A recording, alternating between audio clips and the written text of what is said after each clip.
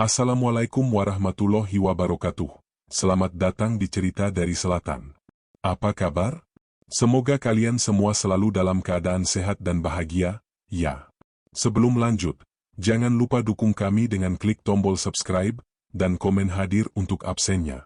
Selamat menonton.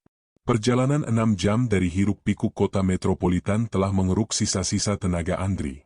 Debu dan kelembaban jalanan Sukamukti menyambutnya, desa yang namanya terasa terlalu puitis untuk kenyataan yang ada. Sukamukti bukanlah surga pedesaan yang dipenuhi sawah terhampar. Ia adalah kantong pemukiman tua yang dikepung hutan karet, dengan rumah-rumah berdempetan yang jendelanya seolah tidak pernah dibuka. Lelaki itu memilih tempat ini untuk mencari ketenangan, atau lebih tepatnya, tempat persembunyian yang murah dan jauh dari tuntutan pekerjaan lama yang menghancurkan jiwanya. Kontrakan kecil itu berlokasi di ujung jalan buntu, berseberangan dengan sebuah ladang kosong.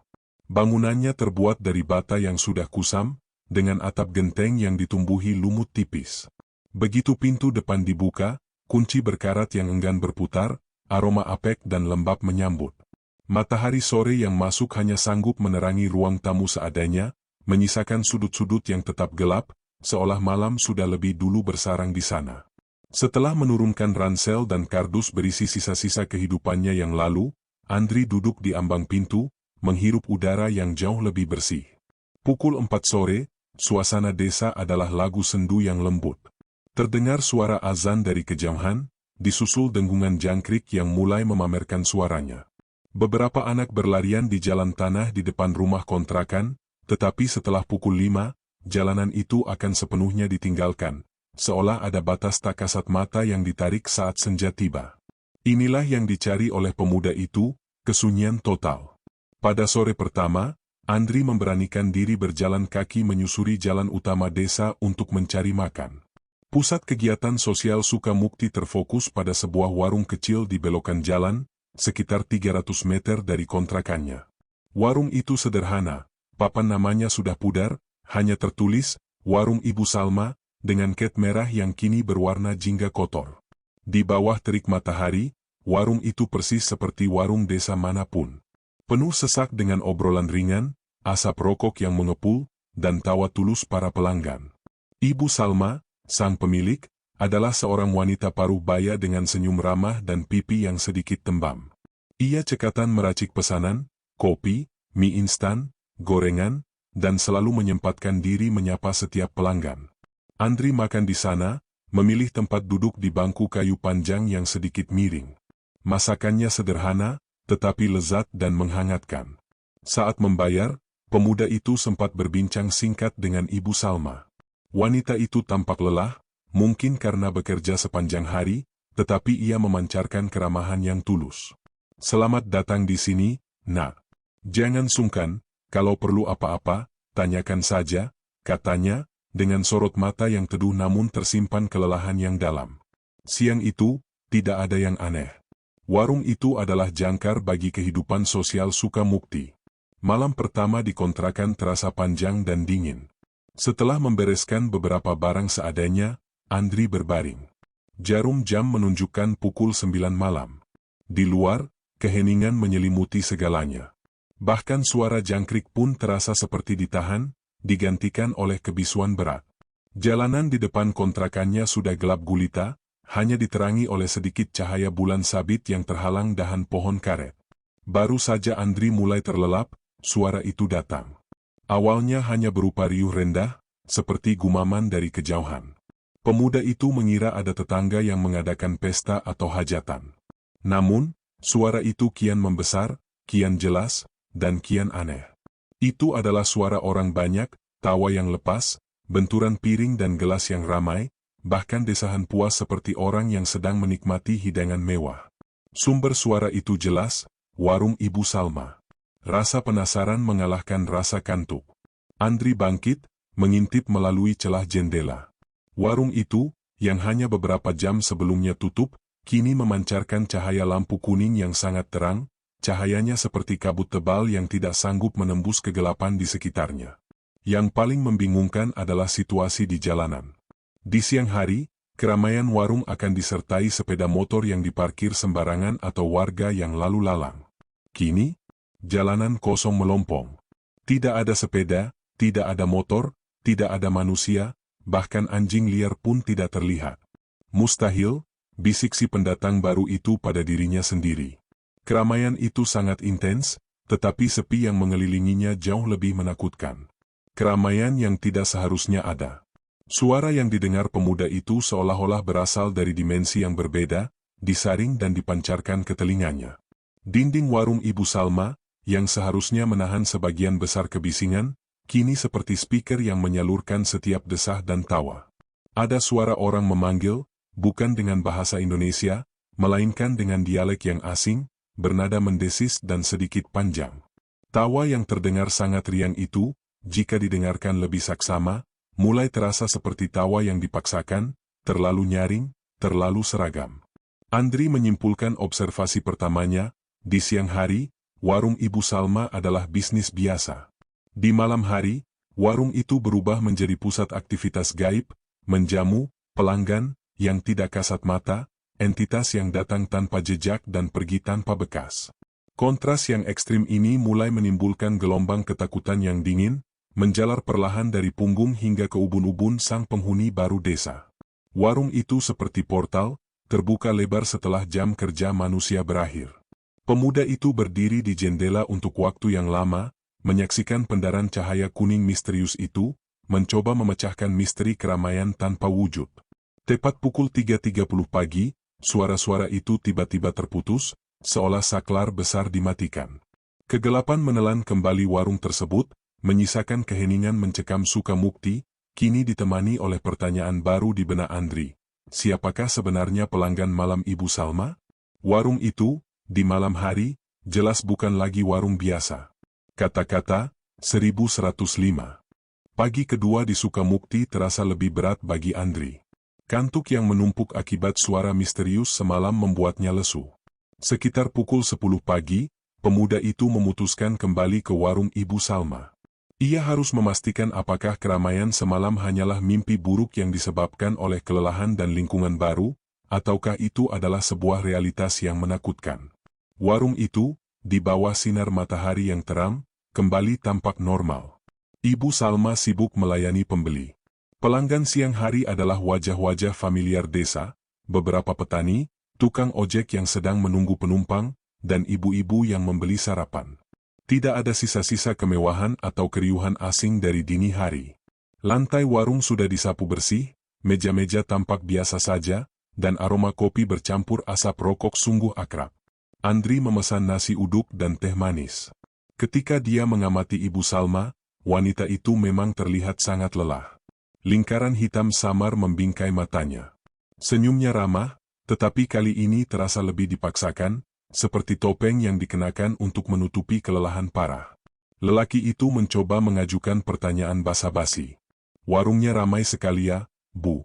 Bahkan semalam saya dengar sampai larut sekali, Bu Salma hebat masih kuat, pancing si pendatang itu sambil tersenyum. Ibu Salma berhenti sebentar saat mengelap meja di hadapan Andri. Tatapannya sedikit kosong, kemudian ia tersenyum tipis. Ah, Nak Andri ini. Ya, namanya juga rezeki. Kalau malam, kadang memang ada saja. Tapi tidak seramai itu kok. Mungkin kamu kelelahan jadi salah dengar. Jawabnya diplomatis, tetapi jeda sebelum kalimat itu terucap membuat Andri curiga. Ibu Salma tidak memungkiri keramaian itu, hanya mengecilkan volumenya.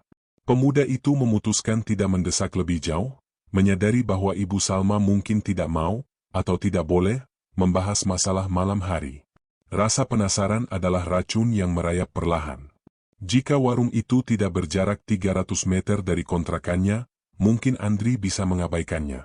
Tetapi suara-suara itu terlalu dekat, terlalu nyata.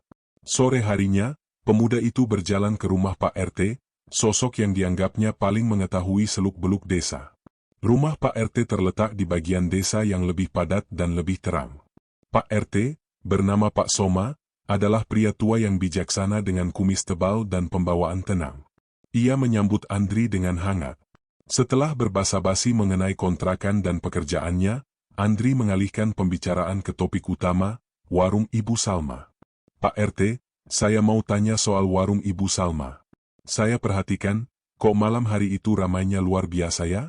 Padahal di sini sudah sepi sekali, tanya Andri, menjaga nada bicaranya agar terdengar hanya ingin tahu, bukan mencurigai. Seketika, ekspresi wajah Pak Soma berubah. Tenang, tetapi tegas, seperti ada lapisan es yang tiba-tiba melapisi matanya. Pak Soma menatap lurus ke mata pemuda itu, seolah mengukur seberapa jauh Andri sudah terlibat dalam misteri tersebut. Bapak tua itu meletakkan cangkir tehnya perlahan. Nah Andri, di desa ini, kita hidup berdampingan. Ada hal-hal yang sebaiknya dilihat, tetapi tidak didengar, dan ada hal-hal yang didengar, tetapi tidak dicari tahu. Pak Soma memulai, nadanya berubah menjadi peringatan. Warung Ibu Salma, itu sudah turun-temurun. Pelanggannya memang istimewa. Mereka datang dari jauh, datang dari waktu yang berbeda. Mereka menghargai Ibu Salma dan warungnya karena Ibu Salma melayani mereka dengan baik. Pak Soma beranjak dari kursi, berjalan mendekati jendela, dan menatap ke arah jalan yang menuju kontrakan Andri. Mereka itu orang-orang baik, nak. Jin Muslim, kalau kata orang tua dulu. Mereka minta dijamu, dan mereka bayar dengan apa yang mereka anggap setara. Jangan takut, mereka tidak akan mengganggu, asalkan kita tidak mengusik ritual mereka. Lanjutnya, membalikkan badan, kini dengan nada yang lebih merendah. Intinya begini, nak. Sudahilah rasa ingin tahu itu. Jangan pernah mengintai warung itu setelah lampu jalan dimatikan. Anggap saja itu warung hantu yang sopan, dan kita adalah manusia yang tahu batas. Peringatan itu bukannya meredakan, malah menyulut api penasaran dalam diri Andri. Konfirmasi dari Pak Soma bahwa itu adalah aktivitas gaib, bahkan sampai menyebut spesifik, jin muslim, membuat misteri itu terasa lebih terstruktur dan, ironisnya, lebih menarik untuk dipecahkan. Lelaki itu berterima kasih pada Pak Soma, tetapi di dalam hati, ia sudah memutuskan untuk melanggar peringatan itu. Malam itu, tekad Andri sudah bulat.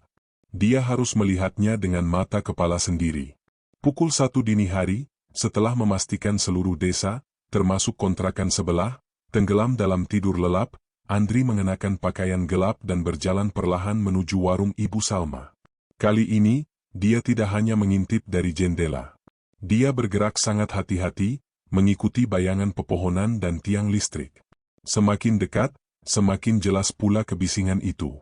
Pemandangan dari jarak dekat sangat berbeda dengan ilusi yang dia lihat dari jendela kontrakan. Cahaya lampu warung itu memang berwarna kuning pekat, menarik setiap partikel debu di udara menjadi semacam tirai yang kabur. Suara riuh itu terdiri dari tawa serak, denting logam yang tidak wajar, terlalu keras, terlalu nyaring, dan suara kunyahan yang terkesan buru-buru. Yang paling mengganggu, sekali lagi, adalah bahasa asing yang ia dengar. Itu terdengar seperti dialek Timur Tengah kuno, tetapi juga diselingi oleh bunyi desisan dan klik yang mustahil diucapkan manusia. Andri menyelinap di balik pohon asam besar yang rimbun, sekitar 15 meter dari teras warung. Dari sana, pandangannya sedikit terhalang, tetapi penglihatannya lebih baik. Ia melihat sekumpulan figur di dalam warung, memenuhi setiap meja. Figur-figur itu tampak seperti manusia biasa, tetapi gerakan mereka terlalu cepat, terlalu efisien, dan mata sang pendatang itu gagal fokus setiap kali mencoba menatap salah satu wajah secara langsung. Seolah-olah mata itu diprogram untuk tidak dapat menangkap detail visual para pelanggan istimewa. Di antara keramaian itu, Ibu Salma terlihat. Wanita itu berdiri di balik meja kasir, melayani dengan senyum yang kali ini terasa terlalu lebar dan kaku. Ia bergerak tanpa lelah, seolah disuntik energi tak terbatas, berlawanan dengan raut lelah yang dipamerkan di siang hari. Tiba-tiba, suara riuh itu mereda sejenak. Keheningan itu hanya berjarak beberapa detik, tetapi dalam keheningan itulah Andri mendengar suara yang membuat bulu kuduknya meremang. Itu adalah suara mendesah lirih, seperti seseorang yang sedang berdoa atau merapal mantra, tetapi nadanya sangat dalam dan bergetar, bergema pelan dari dalam warung. Sesaat setelah desahan itu, keramaian kembali meledak. Namun, kini ia merasakan dingin yang menusuk kulitnya, bahkan melalui jaket yang ia kenakan. Si pendatang baru itu merasa matanya tertuju pada sebuah bayangan di sudut warung. Sosok berjubah putih yang duduk menyendiri, tidak ikut makan, hanya memandang lurus ke arah pohon asam tempat Andri bersembunyi. Pemuda itu yakin, mata sosok berjubah itu sedang melihatnya. Bukan hanya melihat, tetapi mengawasinya. Rasa penasaran seketika berganti menjadi rasa takut. Andri mundur perlahan, secepat yang dia bisa tanpa membuat suara. Tekanan di dadanya berat, seolah udara di sekitarnya mengeras. Ia telah melanggar peringatan Pak Soma. Dan kini, mereka tahu ada mata manusia yang mengintai di tengah ritual malam mereka. Malam ketiga di Desa Sukamukti adalah malam tanpa tidur. Peringatan samar dari Pak Soma telah menancap kuat dalam benak Andri, tetapi ancaman yang dirasakan dari bayangan berjubah di malam sebelumnya jauh lebih efektif dalam merampas ketenangan. Pemuda itu kini tahu bahwa dia telah diidentifikasi sebagai pengintai. Suara riuh dari warung Ibu Salma tidak lagi hanya mengganggu. Suara itu kini terasa personal dan menantang, seolah setiap tawa nyaring ditujukan kepadanya. Insomnia yang diderita sang pendatang bukan disebabkan oleh bising semata, melainkan oleh keheningan total yang menyertai bising tersebut. Bagaimana mungkin sebuah keramaian yang sedemikian hebat tidak meninggalkan jejak apapun di udara?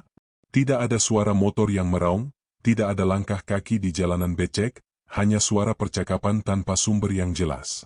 Kebisingan hantu. Sekitar pukul 2 dini hari, setelah 2 jam berguling tanpa hasil di atas kasur tipisnya, Andri bangkit. Rasa takutnya kini telah bercampur dengan desakan ilmiah yang aneh, kebutuhan untuk memverifikasi fenomena ini hingga ke detail terkecil. Melanggar peringatan Pak Soma adalah satu hal, tetapi membiarkan dirinya dihantui oleh ketidakjelasan adalah hal yang lain. Lelaki itu mengambil senter kecil, mematikannya, dan menyisipkannya di saku celana. Dia bergerak perlahan, keluar dari kontrakan, membiarkan matanya beradaptasi dengan kegelapan pekat yang hanya sesekali disaring oleh cahaya bulan.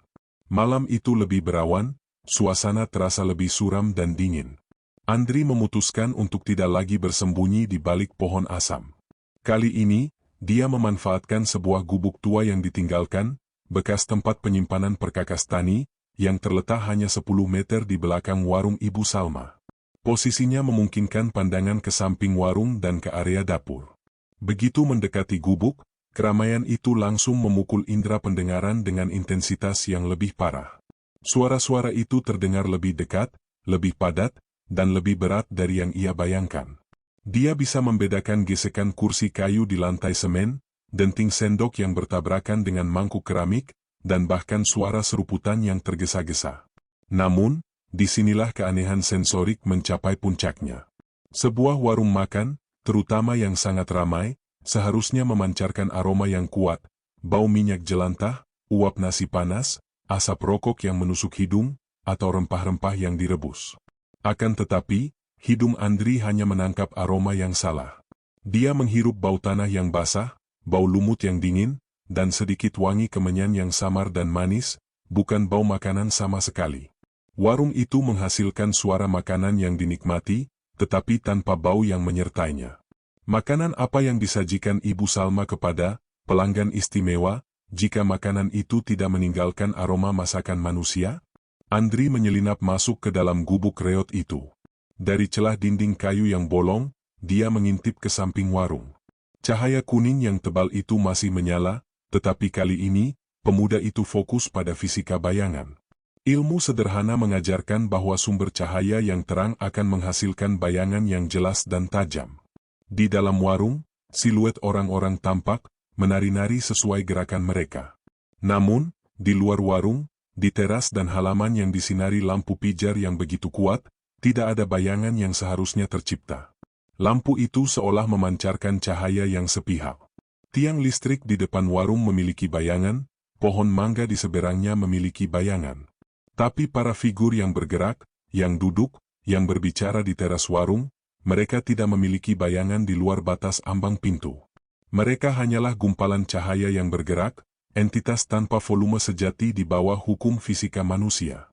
Ketakutan Andri kini berevolusi dari rasa ngeri menjadi rasa kekalahan intelektual. Dia tidak sedang berhadapan dengan hantu tradisional. Dia berhadapan dengan ilusi yang hampir sempurna, yang hanya gagal pada detail-detail fundamental realitas, aroma dan bayangan. Ia kemudian mengalihkan pandangan ke bagian dapur, yang terlihat samar melalui jendela kecil di sisi warung. Ibu Salma bergerak cepat, punggungnya menghadap Andri. Wanita itu tampak sedang menuang sesuatu dari panci besar ke dalam wadah. Di samping Ibu Salma, ada figur lain, seorang pria bertubuh kurus dengan topi caping petani. Pria itu adalah Pak Ujang, salah satu pelanggan warung Ibu Salma di siang hari. Andri sering melihatnya merokok dan mengobrol santai. Namun, Pak Ujang yang dilihatnya sekarang sangat berbeda. Tubuhnya tampak lebih tinggi, kurus, dan wajahnya pucat pasi di bawah cahaya kuning. Matanya tampak cekung dan kosong. Dia tidak makan atau berbicara, dia hanya berdiri dan mengawasi Ibu Salma. Pemandangan itu menimbulkan kengerian baru. Apakah pelanggan siang hari juga terlibat dalam ritual malam, atau apakah entitas gaib itu menggunakan wujud familiar warga desa untuk membaur? Saat Andri mencoba memastikan apakah itu benar-benar Pak Ujang atau hanya replikanya, pria kurus itu tiba-tiba menoleh. Gerakannya lambat, seperti boneka yang digerakkan oleh tali. Wajah pucat itu berputar, dan mata cekung itu langsung menatap ke arah gubuk reot tempat Andri bersembunyi. Tidak ada ekspresi marah, tidak ada ancaman. Hanya tatapan dingin yang tak berkedip, tatapan yang bertahan selama hitungan detik yang terasa seperti 1 jam. Di mata itu, Andri tidak melihat Pak Ujang, dia melihat ketiadaan dan kelelahan abadi, seolah entitas itu sudah melayani atau menanti Ibu Salma selama ratusan tahun. Andri merangkak mundur, tidak peduli dengan gesekan kayu kering di tangannya. Lelaki itu tidak sanggup lagi bernapas dengan normal. Setelah keluar dari gubuk, ia berlari tanpa menoleh, kembali ke kontrakannya yang kini terasa sama sekali tidak aman. Di balik punggungnya, warung Ibu Salma tetap riuh, merayakan keberhasilan mereka dalam membuat seorang manusia melarikan diri dari kebenaran yang tidak berbayang dan tidak beraroma. Pagi setelah pengamatan gubuk, Andri menghabiskan waktu dengan tenggelam dalam literatur dan mitologi. Pikirannya dipenuhi oleh wajah pucat Pak Ujang yang tidak berbayang. Kebutuhan untuk memahami telah melampaui rasa takutnya. Andri menggunakan ponselnya untuk menelusuri kisah-kisah rakyat Jawa dan Sunda tentang entitas gaib yang berinteraksi dengan manusia melalui perdagangan atau jamuan. Kata kunci yang terus berputar di benaknya adalah jin muslim. Dari berbagai sumber daring yang ia temukan, muncul pola yang konsisten. Jin muslim seringkali digambarkan sebagai entitas yang lebih beradab, terikat pada hukum agama dan etika. Mereka tidak meminta tumbal darah, melainkan persembahan yang bersih, ritual yang sopan, atau tempat ibadah. Interaksi mereka seringkali didasarkan pada perjanjian saling menguntungkan, di mana manusia mendapatkan rezeki, dan jin mendapatkan tempat untuk berkumpul, beribadah, atau sekadar beristirahat dari dunia gaib mereka. Penemuan ini memberikan lapisan baru pada kengerian warung Ibu Salma. Ini bukan warung setan yang haus darah. Ini adalah warung perjanjian yang melayani para tamu tak kasat mata yang sangat menjaga etiket dan batas-batas tertentu. Konteks ini menjelaskan mengapa Pak Soma memberikan peringatan yang bernada lebih kehati-hatian, bukan ketakutan yang histeris. Selama Andri tidak mengganggu, dia aman. Namun, dia sudah mengganggu. Siang itu, Andri mencoba mendekati Ibu Salma lagi. Ia ingin melihat apakah sisa-sisa kelelahan dari aktivitas malamnya masih terlihat. Lelaki itu duduk di warung, memesan kopi. Kali ini, Ibu Salma menyambutnya dengan sedikit kehangatan yang hilang pada kunjungan sebelumnya, seolah kejadian semalam tidak pernah ada. "Kenapa Na Andri terlihat pucat? Kurang tidur ya?" tanya Ibu Salma, membalikkan tempe goreng di wajan. Pertanyaan itu terasa seperti jarum dingin yang menyentuh kulit. Andri merasa ditertawakan, atau setidaknya diakui dengan cara yang sangat halus. "Sedikit Bu. Baru pindah, jadi belum terbiasa dengan suara-suara malam di sini," jawab Andri, mencoba melihat reaksi Ibu Salma. Senyum Ibu Salma tidak berubah, tetapi tangannya yang memegang spatula tiba-tiba berhenti sejenak, hanya sepersekian detik. "Oh, iya. Suara malam di desa memang beda. Paling cuma suara binatang hutan atau air kali, Nak. Jangan terlalu dipikirkan," kata Ibu Salma, suaranya kembali normal. Andri menyadari, Ibu Salma adalah penjaga rahasia yang teramat baik, atau mungkin ia tidak sepenuhnya sadar dengan apa yang dia lakukan setelah jam 10 malam. Pemuda itu mengalihkan pandangannya ke bagian dalam warung. Dia mencoba membayangkan, di mana para figur berjubah itu duduk di malam hari? Apakah di bangku yang sama tempat petani desa duduk di siang hari? Kontras antara aktivitas suci jin muslim dan kesederhanaan warung di siang hari sungguh membingungkan. Malam kembali tiba, membawa serta kabut kuning dan keramaian tanpa jejak. Pukul 2.30, Andri sudah berada di posisi yang aman, bersembunyi di balik semak-semak lebat di seberang jalan, jauh dari gubuk tua yang kini ia yakini diawasi. Dia membawa selembar kertas yang berisi beberapa ayat Al-Quran pendek yang dia ketik, sebagai persiapan mental dan spiritual. Dari posisi yang lebih jauh, visualisasi para pelanggan menjadi lebih kabur, tetapi detail busana mereka menjadi lebih jelas di mata Andri. Mayoritas dari mereka memang mengenakan pakaian yang sangat rapi dan formal, banyak yang berjubah, beberapa berwarna putih pudar, yang lain berwarna coklat tua. Mereka duduk tegak, cara makan mereka terlihat anggun, namun sekali lagi, terlalu terburu-buru. Ini adalah ritual jamuan, bukan momen bersantai. Andri fokus pada satu figur, yang menarik perhatiannya sejak awal. Itu adalah sosok yang duduk di sudut, di dekat jendela, yang mengenakan jubah putih bersih dan sorban besar yang menutupi sebagian wajahnya. Sosok itu tidak makan. Ia hanya duduk tegak, tangan diletakkan di lutut, seolah berdoa atau bermeditasi di tengah keramaian. Inilah yang paling mendekati deskripsi jin muslim yang beradab dan spiritual.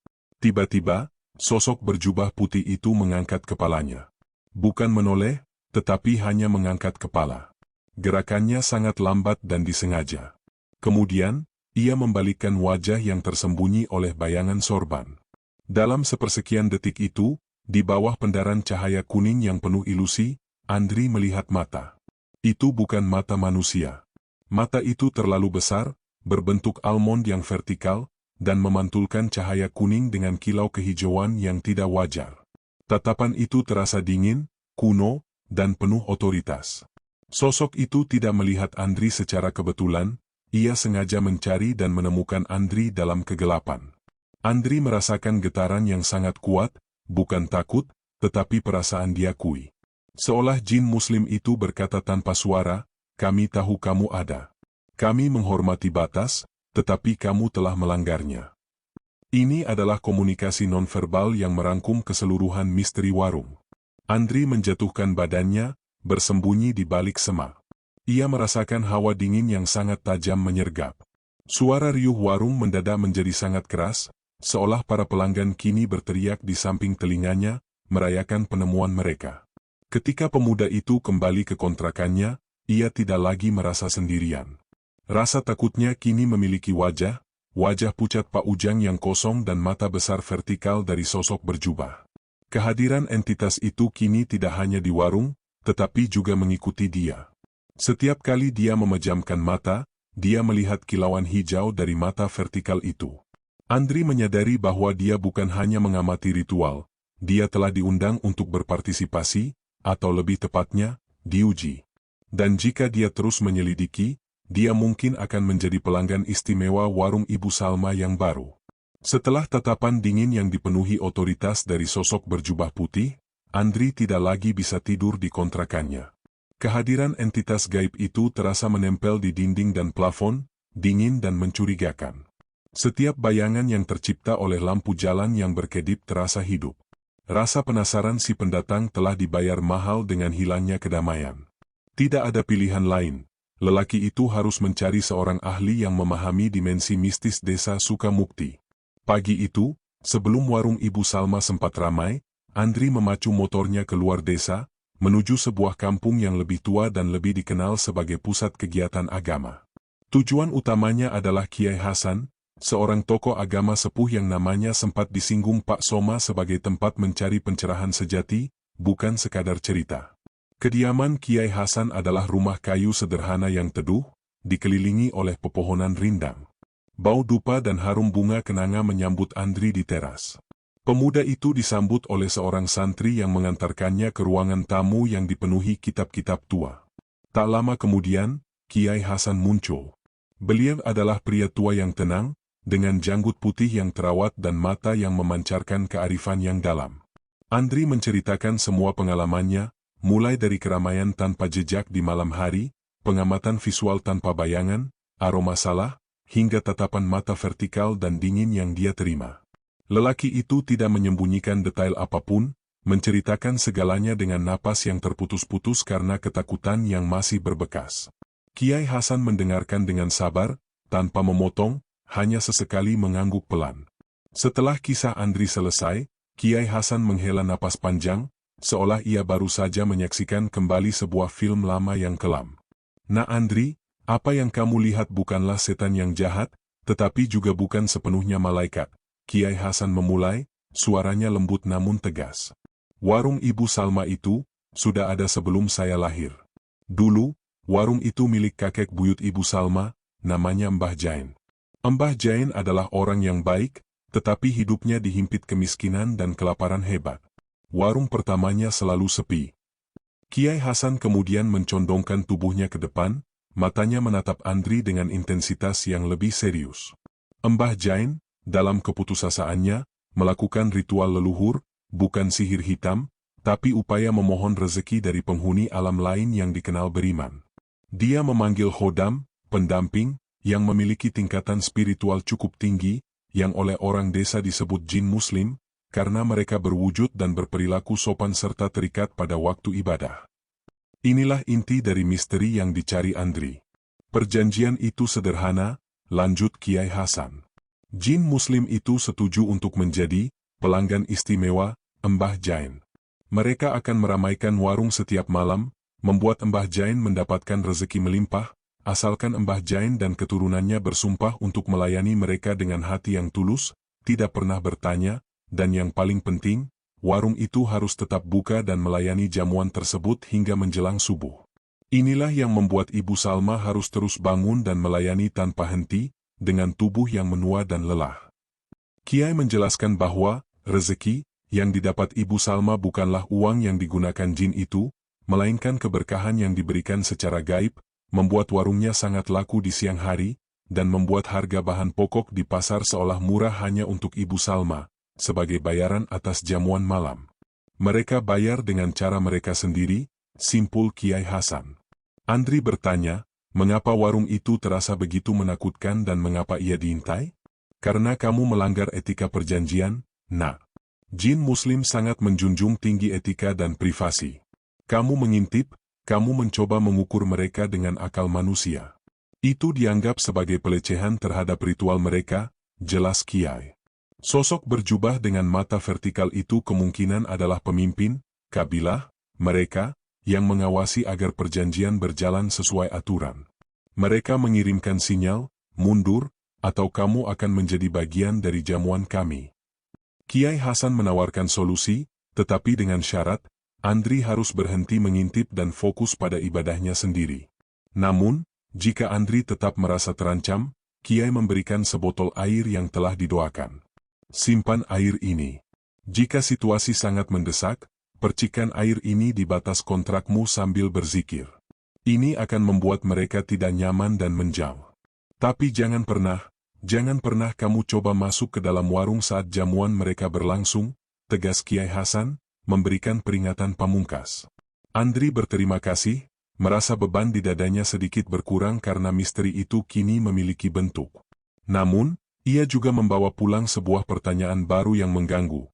Jika Ibu Salma terus melayani entitas-entitas ini, bukankah dia telah menukar kehidupannya sendiri dengan kekayaan? Dan apakah yang terjadi jika dia melanggar janji leluhur itu? Pengetahuan itu, alih-alih memberinya kedamaian, justru memberinya beban moral yang lebih besar.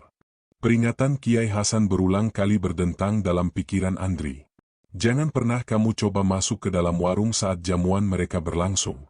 Meskipun demikian, pemuda itu merasa terikat oleh takdir ke warung Ibu Salma. Setelah mengetahui perjanjian itu bukan tentang kejahatan murni, melainkan tentang pengorbanan dan etika kuno, timbul keinginan kuat untuk melihat bagaimana Ibu Salma menjalani kehidupannya yang terbelah itu. Malam itu, Andri tidak lagi mengintai dari balik semak. Dia duduk di dalam kontrakannya, merenungkan air doa yang diberikan Kiai Hasan. Kehadiran entitas gaib yang dirasakan di rumahnya kini terasa lebih halus, lebih seperti tekanan udara daripada ancaman fisik. Mereka sedang menunggu, mengawasi, dan mungkin mengundang. Tepat pukul 00.30, suara riuh warung Ibu Salma kembali terdengar. Kali ini, Ia tidak mendengar tawa yang nyaring dan serak, dia mendengar panggilan. Panggilan itu berupa bisikan lembut yang seolah datang dari balik dinding. Bisikan itu tidak menggunakan bahasa yang asing, melainkan bahasa Indonesia yang sempurna, dengan suara yang sangat menenangkan dan manis. "Nak Andri, kami tahu kamu penasaran. Kami menghormati kamu. Masuklah. Kami sudah menyiapkan tempat. Makanan di sini adalah makanan yang kamu butuhkan untuk mengusir lelahmu. Ibu Salma memasaknya khusus untuk kamu." Bisikan itu tidak hanya terdengar, tetapi terasa memijat saraf-sarafnya. Ia memanggil kelemahan terbesarnya, rasa kesepian dan kelelahan. Pemuda itu merasakan dorongan fisik yang kuat, seperti tali tak kasat mata yang ditarik dari arah warung. Kontrakan yang tadinya terasa dingin dan aman, kini mendadak terasa pengap dan menjebak. Hanya di warung itu, dalam keramaian yang aneh, ia merasa akan mendapatkan kelegaan. Andri bangkit dari kursinya, bergerak seperti kesurupan. Ia bahkan tidak repot-repot mengenakan alas kaki. Pikirannya dipenuhi gambaran hidangan yang lezat, yang disajikan dengan sopan oleh Ibu Salma yang tersenyum lega. Dia berjalan menyusuri jalan tanah yang gelap, menuju cahaya kuning yang memancar dari warung Ibu Salma. Semakin dekat ia melangkah, semakin kuat pula ilusi visual itu.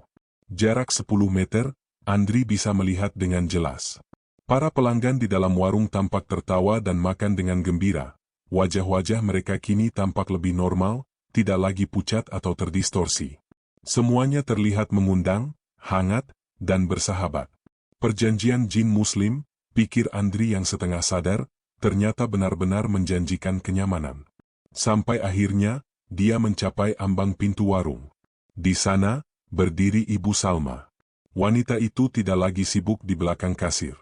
Dia berdiri di depan pintu yang terbuka, memblokir jalan masuk, wajahnya diterangi cahaya kuning. Senyumnya kini terlalu lebar untuk wajah manusia normal, dan matanya memancarkan cahaya yang sama dinginnya dengan mata vertikal yang dilihat Andri malam sebelumnya. Ibu Salma mengulurkan tangannya, isyaratnya lembut tetapi tangannya tampak terlalu panjang dan kurus di bawah bayangan. "Masuklah, Nak. Kami telah menunggu kamu. Kamu boleh makan malam ini, dan kamu akan mengerti perjanjian kami." Suara Ibu Salma serak, bukan suara yang lembut dan manis dari bisikan tadi, melainkan suara yang bergetar dan berlapis-lapis, seolah ia berbicara dengan dua suara sekaligus, suara manusia yang lelah, dan suara entitas yang berkuasa. Saat itulah kesadaran Andri terhempas kembali. Dia melihat Ibu Salma, tetapi dia tahu, bukan Ibu Salma yang mengundangnya. Ia melihat mata Ibu Salma bergetar, seolah memohon pertolongan di balik topeng senyum lebar yang kaku. Dia adalah boneka, dipaksa untuk mengundang manusia lain ke dalam lingkaran perjanjian gaib itu. Keputusasaan Ibu Salma yang tersembunyi menjadi jangkar yang menyelamatkan Andri. Pemuda itu tersentak, mundur satu langkah, lalu dua. Instingnya berteriak, jangan lewatkan ambang batas itu. Dia mengumpulkan seluruh kekuatan mentalnya dan mengucapkan kata-kata yang dia ingat dari Kiai Hasan, sebuah kalimat zikir sederhana yang memuji keesaan Tuhan. Hanya itu yang sanggup dia ucapkan. Saat zikir itu meluncur dari bibirnya, Ibu Salma terhuyung mundur, senyum lebarnya langsung ambruk menjadi ekspresi ketakutan yang murni. Seketika, cahaya kuning di warung berkedip liar, dan tawa di dalam warung berubah menjadi gerungan kekecewaan yang rendah dan menakutkan. Andri tidak berani menoleh ke dalam. Dia lari kembali, merasakan hawa dingin yang luar biasa menyerang punggungnya.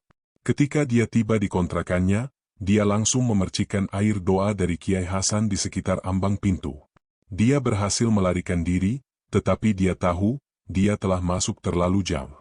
Dia telah berinteraksi langsung dengan kekuatan yang menguasai Ibu Salma. Warung itu kini telah menjadikan Andri sebagai target utama mereka, bukan hanya sebagai pengintai, melainkan sebagai mangsa potensial yang telah menolak jamuan mereka. Perjanjian itu kini menuntut reaksi keras. Sinar matahari pagi di Sukamukti terasa hampa bagi Andri. Kemenangan kecilnya di malam hari, saat ia berhasil menolak panggilan entitas gaib, meninggalkan kelelahan yang parah, bukan kelegaan. Ia tahu, jin Muslim itu tidak akan menyerah setelah ia menunjukkan penolakan. Tekanan psikologis yang ditimbulkan oleh pelanggan istimewa, itu jauh lebih berat daripada yang dibayangkan. Pagi itu, Andri pergi ke warung Ibu Salma dengan misi yang jelas, memecahkan dinding pertahanan wanita paruh baya itu. Dia perlu mengetahui apakah ada secercah kesadaran dalam diri Ibu Salma tentang peran yang ia mainkan dalam perjanjian leluhur tersebut, atau apakah jiwanya sudah sepenuhnya terbagi, dengan tubuhnya menjadi medium bagi entitas lain saat malam tiba. Warung itu ramai seperti biasa, penuh dengan tawa dan obrolan warga desa. Ibu Salma terlihat di dapur, dengan wajah yang tampak 10 tahun lebih tua dan lebih kusam dari biasanya. Lingkaran hitam di bawah matanya kini lebih pekat, dan gerakannya terasa mekanis. Keramahan yang dipancarkan terasa seperti tugas yang harus diselesaikan, bukan emosi yang tulus. Andri duduk di bangku pojok, memesan kopi hitam. Dia menunggu hingga warung sedikit lengang, hanya menyisakan dirinya dan 2 orang petani yang sibuk membaca koran. Saat Ibu Salma menghidangkan kopi, Andri menatap wanita itu lurus di mata. "Bu Salma," Andri memulai, suaranya pelan dan terkendali. "Saya sudah tahu tentang perjanjian itu." Tubuh Ibu Salma menegang seketika. Gelas kopi di tangannya bergetar, hampir saja isinya tumpah ke meja. Wanita itu menarik tangannya cepat, mundur selangkah, dan mencoba tersenyum, tetapi senyum itu gagal total, menyisakan kerutan ketakutan murni di wajahnya. "Perjanjian apa, Nak?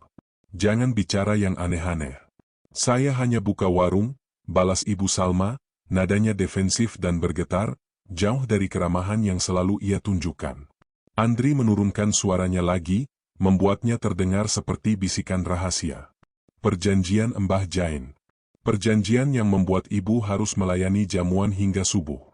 Perjanjian yang membuat ibu harus berdiri di pintu tadi malam, mengundang saya masuk, meskipun mata ibu memohon agar saya lari." Mendengar detail spesifik itu, pertahanan Ibu Salma runtuh. Wajahnya langsung pucat pasi. Ia melihat ke sekeliling, memastikan tidak ada warga desa yang mendengarkan. Petani di pojok masih sibuk dengan korannya, tidak menyadari drama yang terjadi di hadapan mereka. Kamu melihatnya?" bisik Ibu Salma, suaranya nyaris hilang. Air mata mulai menggenang di pelupuk matanya yang lelah. "Kamu tahu betapa lelahnya saya, Nak? Tapi saya tidak bisa melanggar sumpah kakek. Mereka akan menuntut lebih dari sekadar rezeki jika warung ini ditutup sebelum perjanjian selesai." Andri melihat kesempatan. Ia harus meyakinkan wanita itu bahwa ada jalan keluar. Mereka itu jin muslim, Bu. Mereka terikat etika. Mereka tidak akan menyakiti ibu jika ibu meminta bantuan secara baik-baik, atau jika ibu punya alasan yang kuat untuk mengakhiri perjanjian ini. Jin yang beriman tidak akan menuntut kehancuran manusia yang beriman. Ibu Salma menggelengkan kepalanya keras, air mata membasahi pipinya. "Kamu tidak mengerti, Nak. Mereka memberi, tapi mereka juga mengambil. Mereka memberi saya rezeki agar saya bisa menyekolahkan anak saya hingga ke kota, tapi imbalannya, mereka mengambil waktu tidur saya, dan ingatan saya di malam hari. Ketika saya melayani mereka, saya tidak ingat apa-apa. Saya hanya bangun dengan badan remuk, tapi perut warung terisi penuh." Konfirmasi itu mengerikan. Ibu Salma adalah korban yang tidak sadar. Dia melayani makhluk gaib dengan tubuhnya sendiri, yang hanya mendapatkan kembali kelelahan dan keuntungan finansial. "Lalu kenapa ibu mengundang saya tadi malam?" tanya Andri, menusuk langsung ke inti masalah.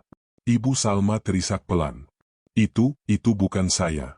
Itu keinginan mereka. Mereka marah kamu mengintip.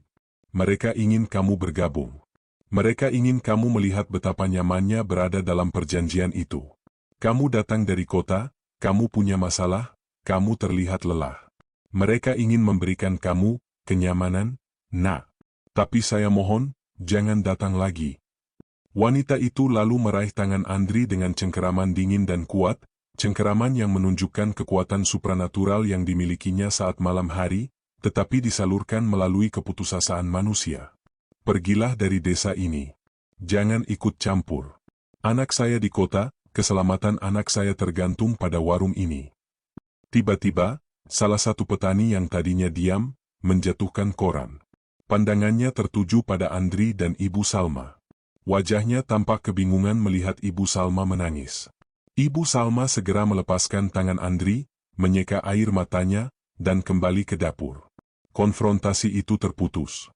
Andri mendapatkan semua konfirmasi yang dibutuhkan.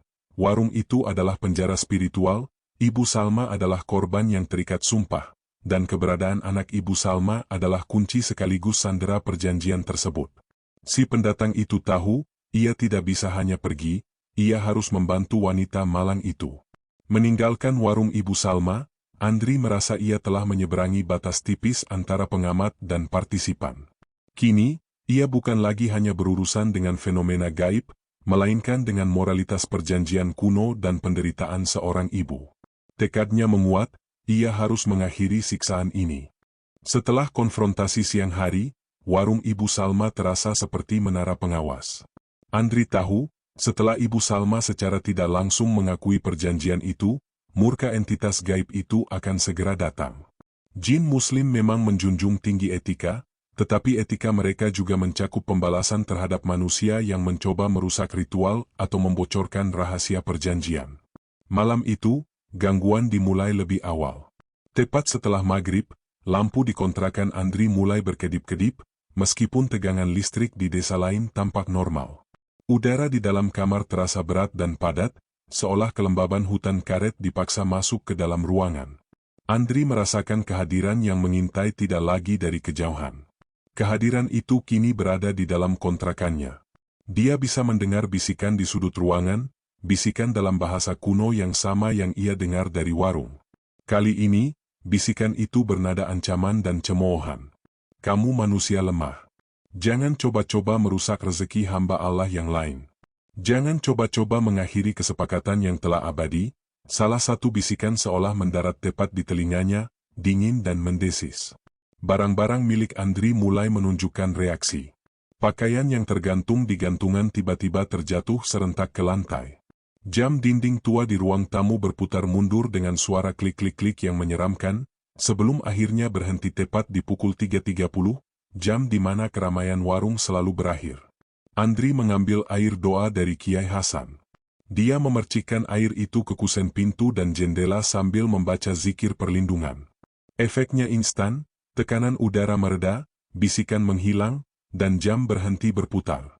Air doa itu efektif sebagai tameng bagi tempat tinggalnya. Namun, ia tahu tameng tidak akan mengakhiri perjanjian. Andri harus berani.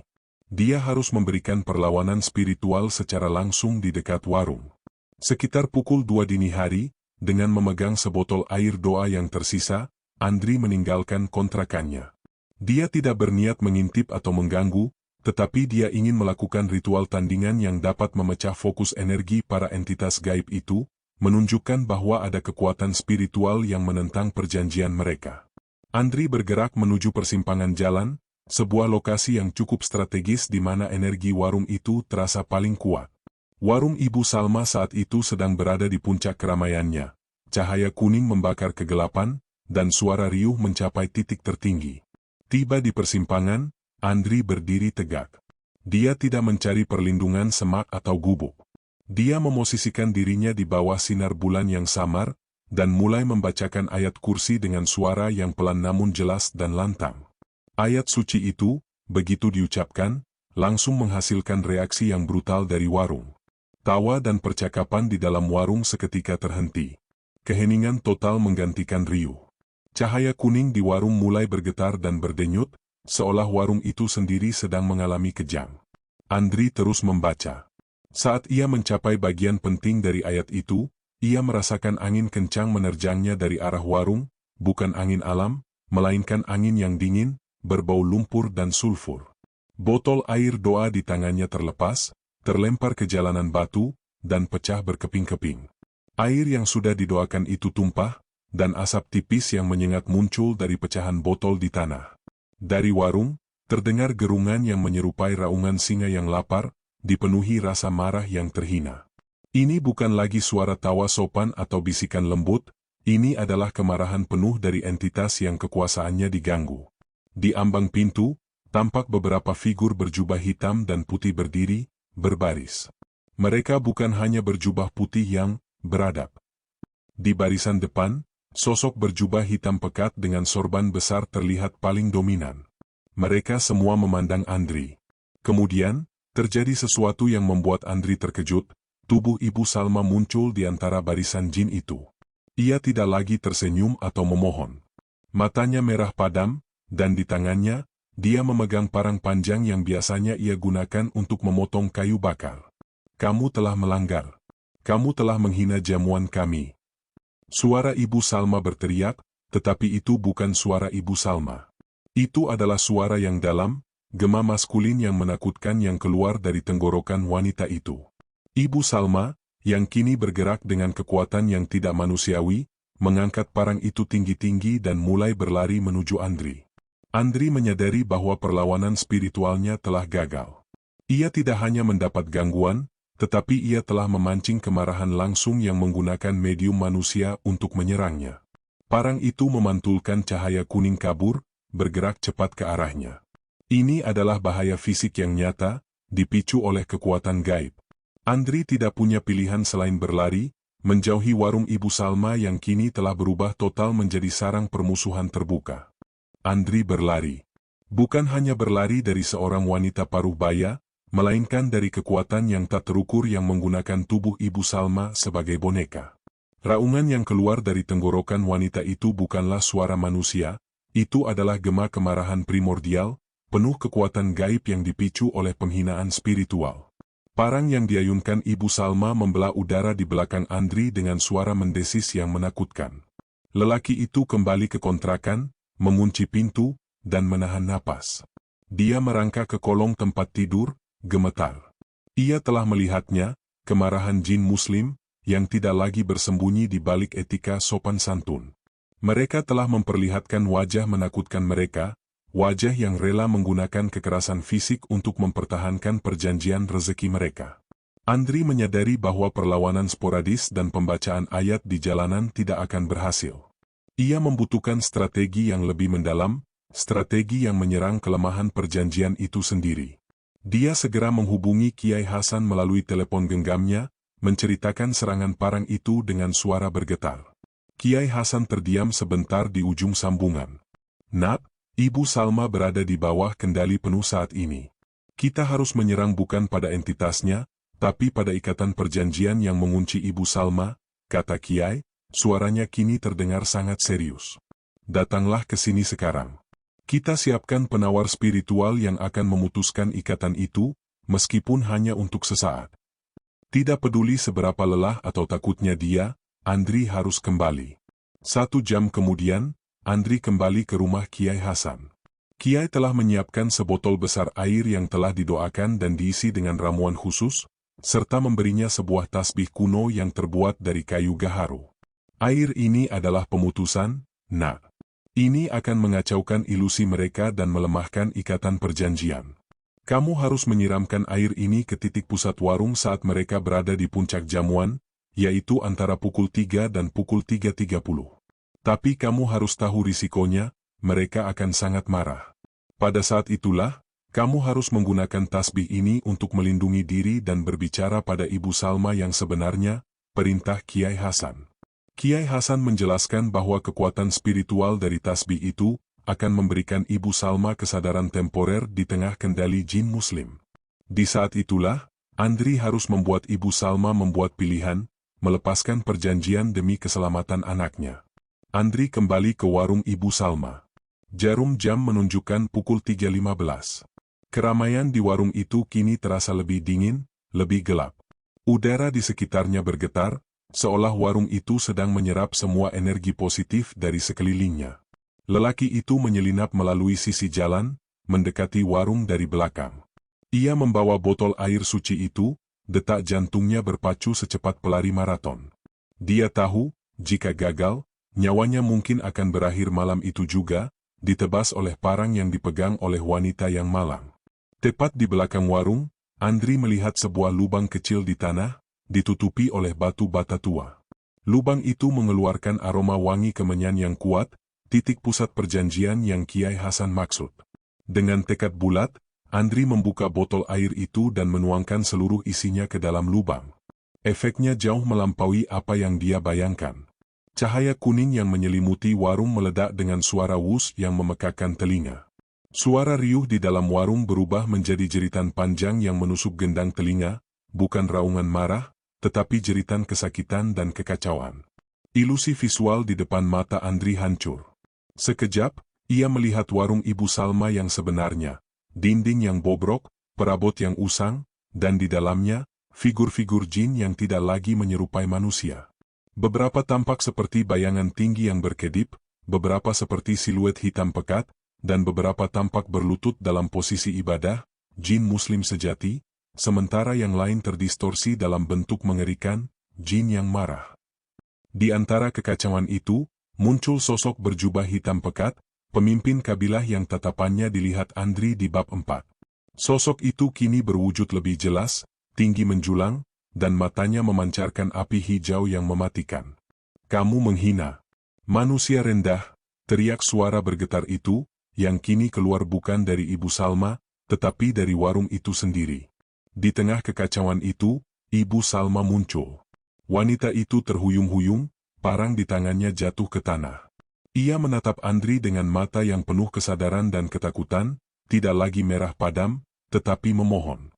Efek air doa itu telah membebaskannya. "Nak Andri, mereka, anakku," lirih Ibu Salma. Inilah kesempatan Andri. Dia mengangkat tasbih kayu gaharu itu, memancarkan aura perlindungan yang hangat, dan berteriak, mengatasi kebisingan gaib. "Ibu Salma, perjanjian itu telah berakhir. Mereka tidak lagi berhak atas ibu. Anak ibu aman, karena Tuhan yang menjaganya, bukan rezeki dari jin. Tutup warung ini. Pilih keselamatan anak ibu, pilih kebebasan ibu." Wajah Ibu Salma berkerut dalam dilema spiritual yang hebat. Pemimpin kabilah yang berjubah hitam mendekati Ibu Salma, tangannya yang panjang dan kurus mencoba menyentuh bahu wanita itu. "Jangan dengarkan manusia ini. Jika kamu melanggar, anakmu akan diambil. Kelaparan akan datang." Ibu Salma menatap ke tanah, ke arah lubang perjanjian yang kini berasap. Kemudian, dia menatap Andri, dan akhirnya, dia menatap ke dalam warungnya yang penuh dengan makhluk-makhluk berteriak. Dengan suara yang menyayat hati, penuh keputusasaan dan harapan, Ibu Salma berteriak balik kepada pemimpin kabilah itu, "Cukup. Saya pilih anak saya. Ambil kembali semua keuntungan kalian." Begitu kata-kata itu diucapkan, energi gaib di warung itu meledak keluar dalam bentuk gelombang kejut dingin. Lampu-lampu pijar warung pecah, jendela warung retak, dan sosok berjubah hitam serta jin yang marah lenyap secepat kilat, meninggalkan hanya bau hangus dan dingin yang menusuk. Warung itu kini sepi total. Ibu Salma ambruk di tanah, pingsan. Perjanjian itu telah diputuskan, dibayar dengan pengakuan dan pilihan seorang ibu. Keheningan yang datang setelah ledakan spiritual itu jauh lebih menenangkan daripada keheningan mencekam yang biasa menyelimuti Sukamukti. Warung Ibu Salma kini hanyalah sebuah bangunan bobrok, dingin, dan sunyi. Andri segera membawa Ibu Salma yang pingsan ke kontrakannya yang terdekat. Pagi itu, dia membawa Ibu Salma menemui Kiai Hasan. Kiai melakukan ritual pembersihan dan penyembuhan spiritual pada wanita itu, membersihkan sisa-sisa kendali jin yang menempel di tubuhnya. Beberapa jam kemudian, Ibu Salma terbangun. Wajahnya terlihat jauh lebih damai, meskipun kelelahan kronis masih tampak. Ia hanya mengingat samar-samar tentang jamuan malam, tetapi ia ingat dengan jelas keputusan terakhirnya untuk memilih keselamatan anaknya dan memutuskan perjanjian leluhurnya. "Terima kasih, Nak Andri. Kamu telah membebaskan saya dari sumpah yang saya kira adalah takdir," kata Ibu Salma, air mata syukur menetes. "Biarlah saya kembali miskin, asalkan jiwa saya dan anak saya bebas." Andri dan Kiai Hasan membantu Ibu Salma mengurus warung. Mereka menutup rapat warung itu, memasang kunci baru, dan menyebarkan air suci Kiai ke seluruh area warung, menutup portal yang telah dibuka oleh perjanjian itu. Ketika warga desa, termasuk Pak Soma, bertanya mengapa warung Ibu Salma tiba-tiba tutup, Kiai Hasan menjelaskan secara diplomatis bahwa Ibu Salma memutuskan untuk pensiun dan fokus pada kesehatannya. Semua orang menerima penjelasan itu, meskipun ada bisikan dan dugaan di antara para tetua bahwa pelanggan istimewa itu akhirnya pergi. Warung Ibu Salma tidak pernah buka lagi. Di siang hari, tempat itu menjadi sebuah monumen kesunyian. Para pelanggan siang hari pun mulai berpindah ke warung lain di desa. Namun, malam hari di daerah itu kini terasa jauh lebih damai. Keheningan yang ada adalah keheningan alam, bukan keheningan yang dipaksakan oleh entitas gaib. Lampu di jalanan tidak lagi berkedip liar.